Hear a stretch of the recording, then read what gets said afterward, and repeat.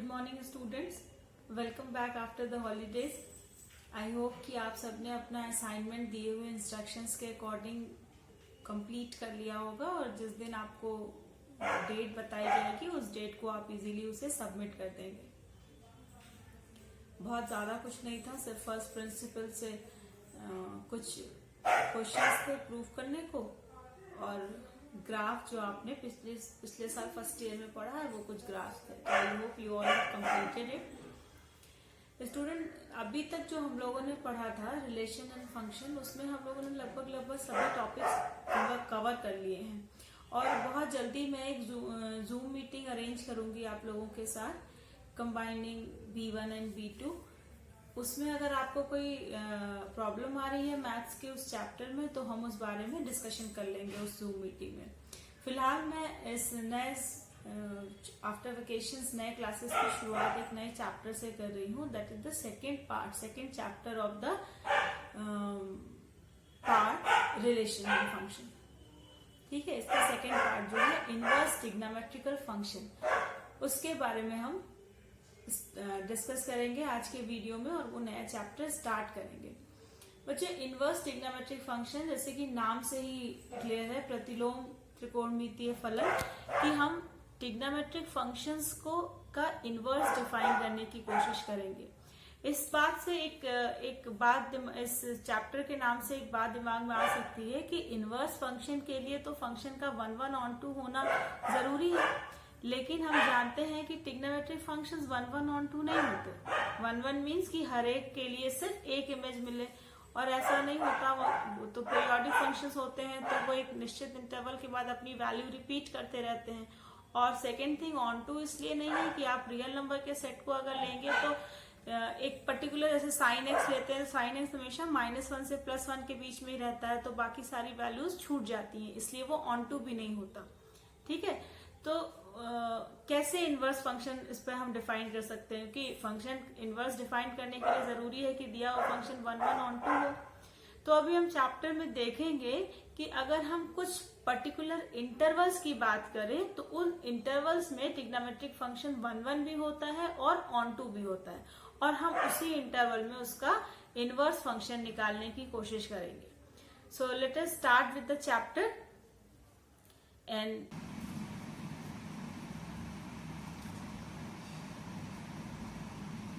ये वही उसी इनवर्स फंक्शन की हम बात कर रहे हैं जो हमने पिछले चैप्टर में पढ़ा था, है ना। इनवर्स फंक्शन क्या होता है? अ फंक्शन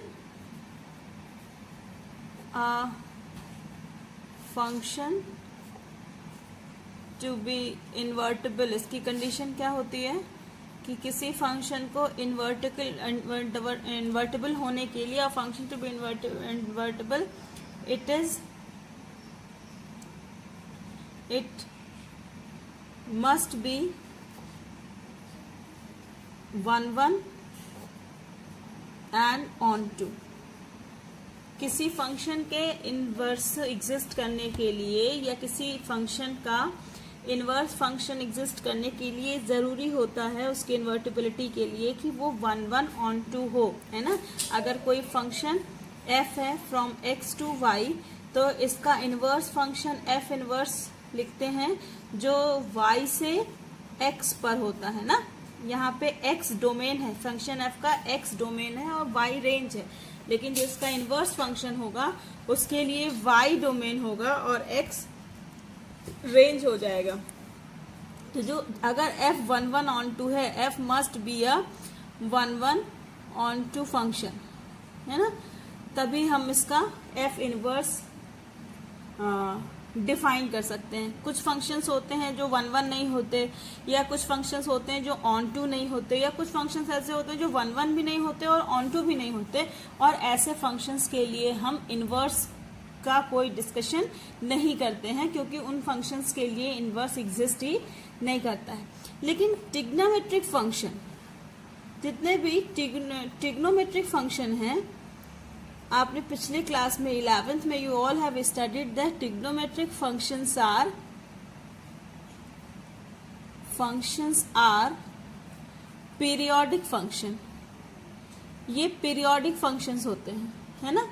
सपोज अगर हमने साइन फंक्शन डिफाइन किया तो साइन फंक्शन जो है वो रेंज उसका डोमेन रियल नंबर r से लेकर क्लोज इंटरवल -1 से 1 के बीच में होता है। यानी जो ये ग्राफ अगर आप देखें ये y एक्सिस है और ये x एक्सिस है।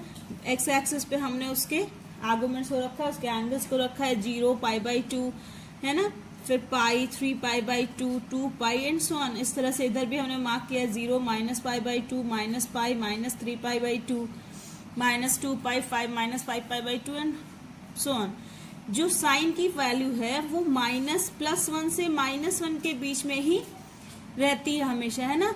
0 पर साइन 0, π/2 पर 1, पाई पे 0, फिर 3π/2 पर -1 और फिर 2π पे जाके 0। ये एक इंक्रीजिंग फंक्शन है, इंक्रीजिंग पीरियोडिक फंक्शन है ना साइन का। फिर इसके बाद जैसे ही ये 0 पर 0 है, फिर पाई पर अपनी वैल्यू एक बार इसकी 0 हो जाती है। लेकिन आप अगर यहां से देखें 0 से लेकर और 2π तक, है ना, या सॉरी π/2 से लेकर और 3π/2, इस तरह से अगर देखें इतनी दूर में, तो यहाँ पे वैल्यू रिपीट नहीं हो रही है कहीं पर भी।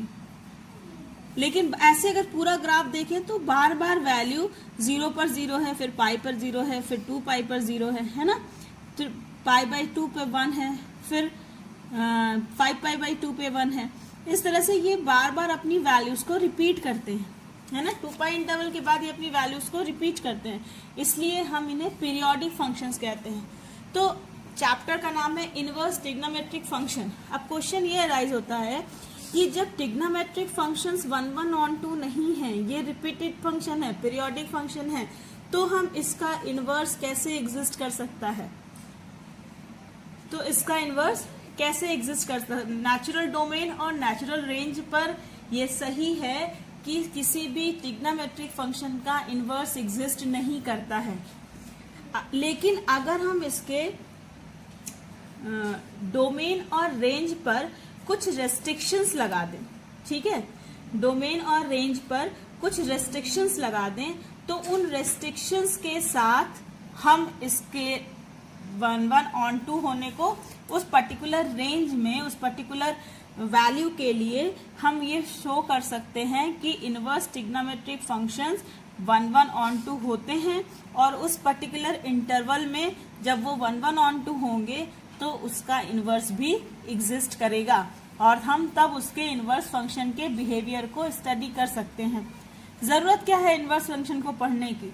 जब हम साइंटिफिक कैलकुलेशंस करते हैं तो कई बार हमें आर्गुमेंट्स की वैल्यू, ट्रिग्नोमेट्रिक फंक्शंस के आर्गुमेंट्स की वैल्यू निकालनी पड़ती है। तो ऑब्वियसली अगर sin x is equal to y दिया है तो x की वैल्यू साइन इनवर्स y के बराबर होगी, है ना। यहाँ पे हमें इनवर्स फंक्शन की जरूरत पड़ेगी। हम बिना इनवर्स फंक्शन डिस्क्राइब किए इस x की वैल्यू नहीं निकाल पाएंगे। तो आर्गुमेंट जब हमें कहीं निकालना होता है तो हमें ट्रिग्नोमेट्रिक फंक्शंस के इनवर्स की जरूरत पड़ती है, और इसलिए हमें इसका बिहेवियर पता होना जरूरी है। वैसे बेसिकली जो है, अगर हम इसके नेचुरल डोमेन और रेंज की बात करें तो किसी भी ट्रिग्नोमेट्रिक फंक्शन के लिए हमें उस नेचुरल डोमेन और रेंज में इनवर्स एग्जिस्ट नहीं करता है, इनवर्स नहीं मिलता है। लेकिन अभी हम पढ़ेंगे कि कुछ पर्टिकुलर पीरियड्स की बात करें, इंटरवल की बात करें, जैसे जब हम, तो अगर y equal to sine x, ये ग्राफ बन रहा है, ये ग्राफ, ये हम लोगों ने फर्स्ट ईयर में भी ये ग्राफ बना है, पढ़ा है। तो y is equal to sine inverse, हमने अभी अभी डिस्कस किया था कि डोमेन रेंज बन जाता है और रेंज डोमेन बन जाता है। तो ये ग्राफ ऐसे पलट जाएगा, पलट जाएगा, मतलब अब ये जो इसका इनवर्स फंक्शन होगा वो -1, 1 से r की तरफ होना चाहिए, है ना, इसके इनवर्स के लिए फंक्शन।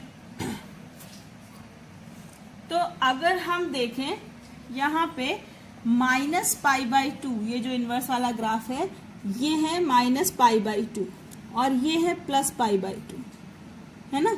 यहाँ पर वैल्यू +1 और यहाँ पर वैल्यू -1।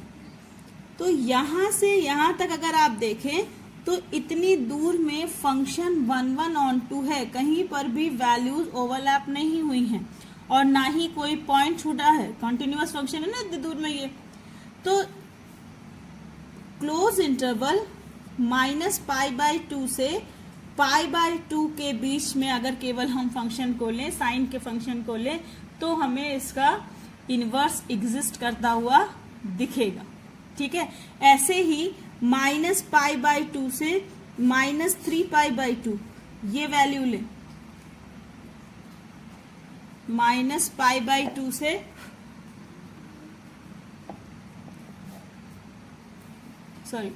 -3π/2 से π/2, इस इंटरवल में अगर हम देखें तो यहां पर भी आपको ये इतनी दूर में ये फंक्शन, ये साइन का कर्व जो है वो 1/(1/(2) हो जाता है।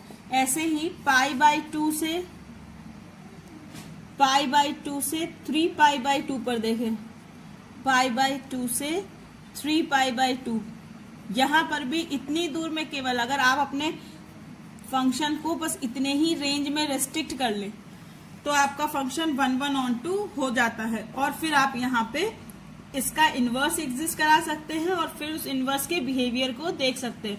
ऐसे ही आपको छोटे छोटे कई सारे इंटरवल्स मिलेंगे अपने नेचुरल डोमेन में, जहां पर कि आप उन इंटरवल्स पर साइन के फंक्शन को 1/(1/(2) प्रूव कर सकते हैं और वहां पे उसके इनवर्स की स्टडी कर सकते हैं। फॉर द कन्वीनियंस, अब इतने सारे में से हम किसे सेलेक्ट करें, तो फॉर द कन्वीनियंस हम हर एक के लिए एक प्रिंसिपल रेंज, ये जितने सारे ब्रांच मिले हैं ना, ये एक ब्रांच मिला, ये एक ब्रांच मिला, ये एक ब्रांच मिला, और ऐसे कई सारे ब्रांच मिल सकते हैं जब आप इन्फिनाइट तक देखेंगे तो। ठीक है, तो कई सारे ब्रांच मिल सकते हैं। तो फॉर आर कन्वीनियंस, अपने कन्वीनियंस के लिए हम हर एक ट्रिग्नोमेट्रिक फंक्शन के लिए एक प्रिंसिपल ब्रांच डिफाइन करते हैं। ठीक है, जिसे हम कहते हैं प्रिंसिपल ब्रांच, और उसमें जो वैल्यूज रहती हैं उन्हें हम कहते हैं प्रिंसिपल वैल्यू।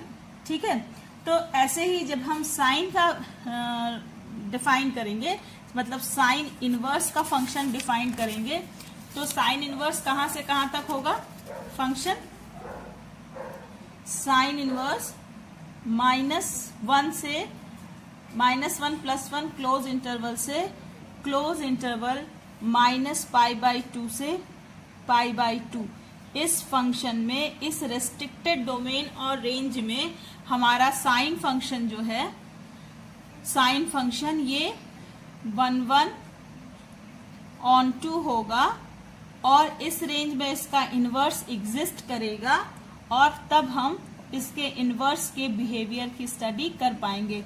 मतलब हम अगर कहें कि साइन हमारा डिफाइंड हो -π/2 π/2 क्लोज इंटरवल टू -1 to +1। ठीक है, अगर डोमेन हम इतना ही लें, सिर्फ -π/2 से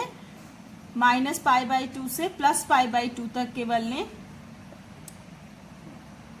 उसके नेचुरल रेंज -1 से 1 पर, तो ये फंक्शन 1/1 भी है और ((2) भी है, और 1/(1)((2) है तो इसका इनवर्स एग्जिस्ट करेगा। और वो इनवर्स कहां से कहां तक होगा, क्लोज इंटरवल -1 से लेकर क्लोज इंटरवल -π/2 से π/2। ये जो -π/2 से π/2 है, इसे हम कहते हैं प्रिंसिपल ब्रांच। इसे हम क्या कहते हैं, प्रिंसिपल ब्रांच। ऐसे ही आप एनसीईआरटी की बुक लेंगे, प्रिंसिपल वैल्यू ब्रांच, या आपके पास जो भी बुक हो, इफ यू हैव एनसीईआरटी और you have any other side book, you will find the graph for cos x। cos x आप फर्स्ट ईयर में हम डिस्कस कर चुके हैं, it is a decreasing graph, है ना, 1 से 0 पर 1, देन π/2 पे 0, देन π पे -1 और फिर 3π/2 पे 0 और 2π पर +1। यहाँ पर भी आप देख सकते हैं। तो इसका ये है साइन cos x का ग्राफ, तो जैसे अभी हमने साइन का बनाया था, ये हो जाएगा cos इनवर्स x का graph. So here is a table for the inverse function. ठीक है, तो अब अगर आपसे कोई पूछे कि as trigonometric functions are the periodic functions and therefore they are not 1 on 2 function, then how you describe the inverse function of these trigonometrical functions? How you will describe the inverse trigonometric function? तो आपका answer क्या होना चाहिए कि yes, it is obvious that trigonometric functions are not 1 on 2 function in their natural domain and range, but when we restrict its natural domain and range, then we can find the small intervals in which these trigonometric functions are 1 as well as on 2, and within those intervals we can explain the inverse of the trigonometric functions and we can study those functions. ठीक है, यहाँ पे I hope कि आपको उसका answer समझ में आ गया होगा कि अगर कोई आपसे पूछे कि ट्रिग्नोमेट्रिक फंक्शंस पीरियोडिक फंक्शंस हैं, ये 1 on 2 फंक्शन नहीं है, तो आप इसका इनवर्स कैसे डिफाइन कर सकते हैं, क्योंकि इनवर्स होने के लिए 1 on 2 होना पड़ेगा. तो आप क्या कहेंगे कि हाँ, ट्रिग्नोमेट्रिक फंक्शंस अपने नेचुरल डोमेन और रेंज में पीरियोडिक होते हैं, ये 1 on 2 नहीं होते, ये मेनी वन होते हैं, मेनी वन इन 2 होते हैं. लेकिन अगर हम इसके नेचुरल डोमेन और रेंज को रेस्ट्रिक्ट कर दें तो ये उस पर्टिकुलर पोर्शन में इंटरवल में 1 on 2 हो जाते हैं और फिर हम उस इंटरवल में उसके इनवर्स फंक्शन की स्टडी कर सकते हैं. Here is the chart for the trigonometric functions. Sine inverse -1 से -π/2 to π/2. कॉस इनवर्स -1 से 0 to π. Cos inverse are difference -1 1 to -π/2 π/2 difference 0. Difference 0 क्यों दिया है, क्योंकि 0 पर ये नॉट डिफाइंड हो जाता है ना. आपने फर्स्ट ईयर में ये सारे ग्राफ पढ़े हैं. सेक इसमें डिफरेंस π/2 दिया है क्योंकि π/2 पे ये नॉट डिफाइंड हो जाता है. tan इनवर्स, हाँ, make one thing sure, sine inverse का रेंज -π/2 to +π/2 क्लोज इंटरवल है, means -π/2 and +π/2 are included, but in tan inverse it is open interval -π/2 to +π/2. Obviously I think you can understand it because -π/2 और +π/2 पर tan की value infinite हो जाती है, not defined हो जाती है, इसीलिए हमने -π/2 और +π/2 को इंक्लूड नहीं करना है. Cot inverse from R to open interval 0 to π, है ना. तो it is the end these are the principal branches, है ना. These are the principal branches. जब हमें निकालना होगा किसी इनवर्स फंक्शन की प्रिंसिपल वैल्यू, तो तो हमारा आर्गुमेंट हमेशा इसके बीच में ही होना चाहिए. अगर साइन इनवर्स x है तो यहाँ पर वैल्यू जो है वो साइन इनवर्स x की -π/2 से +π/2 के बीच में ही होनी चाहिए. कॉस इनवर्स x है तो 0 से π के बीच में ही होनी चाहिए. ठीक है, कोसेक है तो -π/2 to +π/2 but it is not 0, क्योंकि -π/2 से +π/2 में 0 भी इंक्लूड है, लेकिन 0 यहाँ पे नहीं आएगा. तो इस तरह से हम इसकी प्रिंसिपल ब्रांच निकालते हैं. ठीक है, वन मोर थिंग कि साइन इनवर्स x को sine inverse x is not equal to sine x का inverse. These two are the different thing.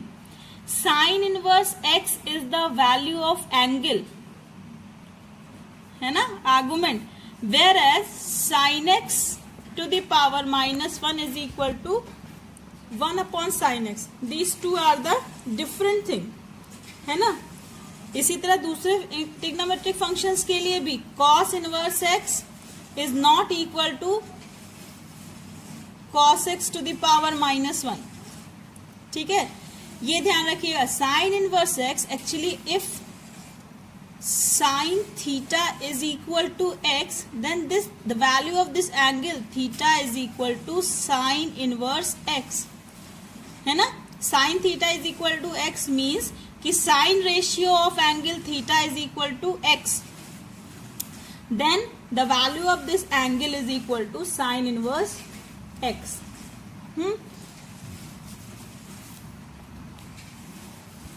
अगर कोई पर्टिकुलर ब्रांच नहीं दी गई है, हाँ, whenever no branch of an inverse trigonometrical function is mentioned, we mean the principal value branch of that function. अगर इसमें कोई पर्टिकुलर ब्रांच नहीं दिया गया है तो हम हमेशा principal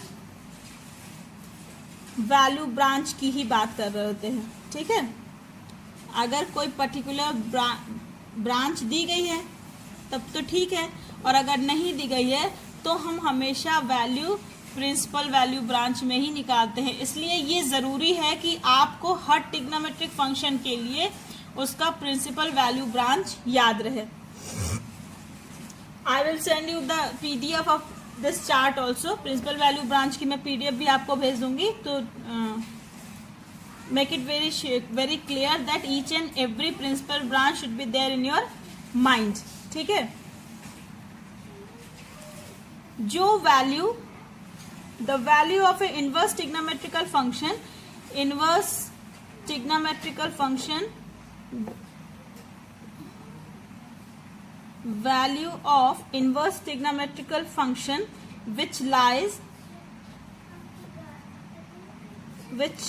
lies in the range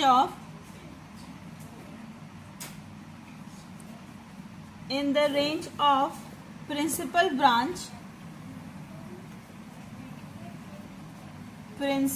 branch is called principal value.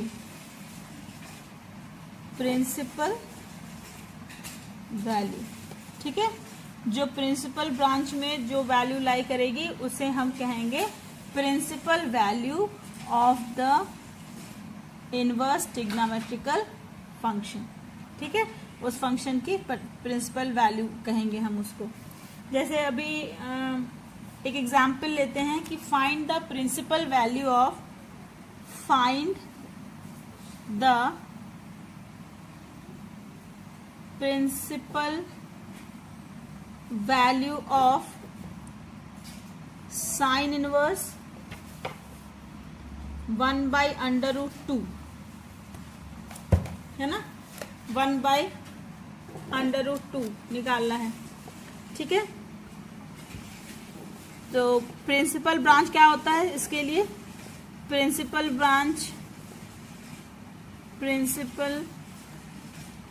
Branch की वैल्यू होती है क्लोज इंटरवल -π/2 से +π/2, यानी साइन इनवर्स 1/√2 की वैल्यू इसके बीच में ही आनी चाहिए, वही इसकी वैल्यू होगी.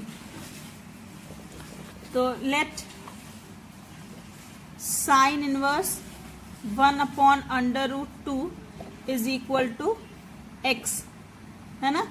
तो आपको ध्यान होगा कि अगर f inverse x is equal to y है तो f of y is equal to x हो जाता है. ये इनवर्स फंक्शन में हम लोगों ने पढ़ा था.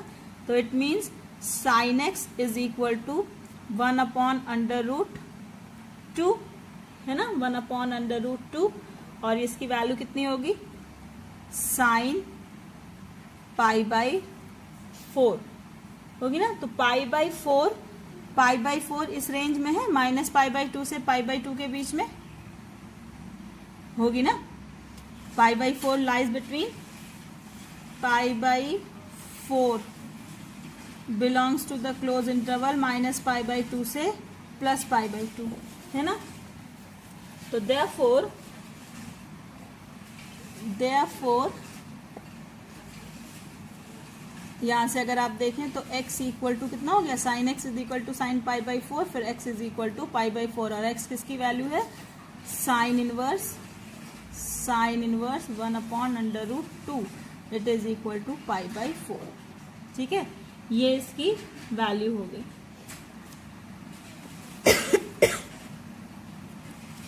इस तरह से आप इनवर्स फंक्शन की वैल्यूज निकाल सकते हैं। ठीक है, अब कुछ छोटे छोटे से रिजल्ट्स जो हमें इससे प्रूव करना है, जैसे sine inverse of sine x is equal to x. I will solve one for you and then I will give you some questions for your practice. Okay.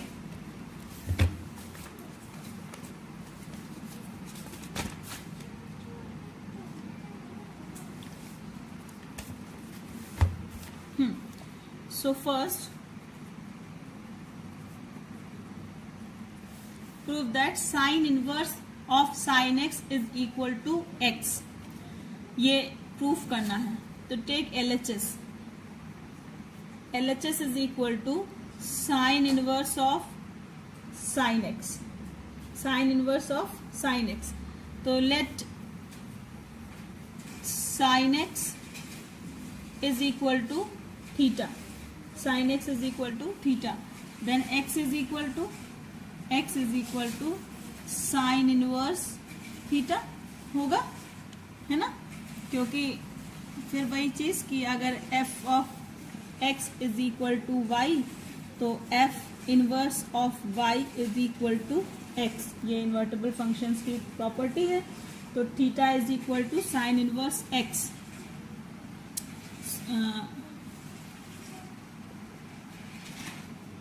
x is equal to sine inverse theta. तो x therefore x is equal to sine inverse, और theta की value कितनी है, sine x आ गया। Sine inverse of sine x is equal to x। ऐसे ही आपको solve करना है tan inverse of tan x is equal to x and cos inverse of cos x is equal to x। ठीक है, again I am going to prove one for you. Prove that sin inverse x is equal to cosec inverse 1 by x। So take LHS. LHS is equal to sine inverse x. Suppose it is equal to sine inverse x is equal to theta। ठीक है, जो LHS था उसको हमने theta मान लिया। Let say again, let sine inverse x is equal to theta, then it implies sin theta is equal to x।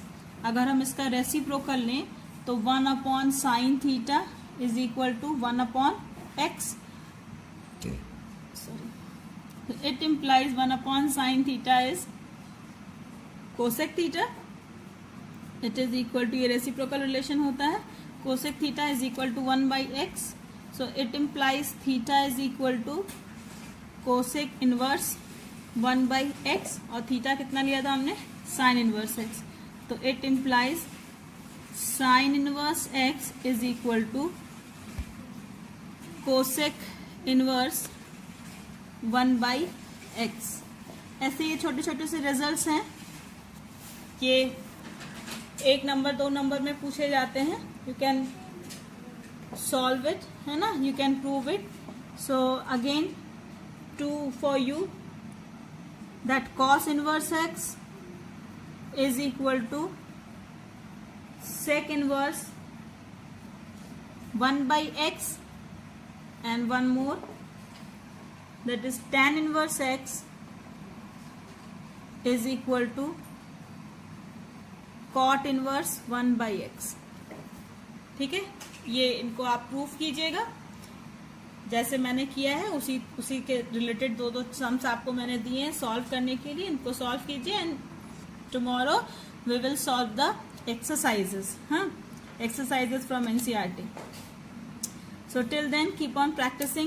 If you have your NCERT book, please go through the concept which is given before the exercises. Exercises से पहले जो theory दी गई है उसको आप पढ़िए and it will be clear to you, more clear to you कि कैसे हम प्रिंसिपल रेंज निकालते हैं। सभी ट्रिग्नोमेट्रिक फंक्शंस के लिए हमें कई सारे ऐसे छोटे छोटे इंटरवल्स मिल सकते हैं जिनमें वो 1 1 on 2 हो, लेकिन हम हर एक के लिए एक फिक्स्ड प्रिंसिपल ब्रांच बना लेते हैं for the convenient of calculation, और उस ब्रांच में आने वाले सभी वैल्यूज को हम प्रिंसिपल वैल्यूज कहते हैं।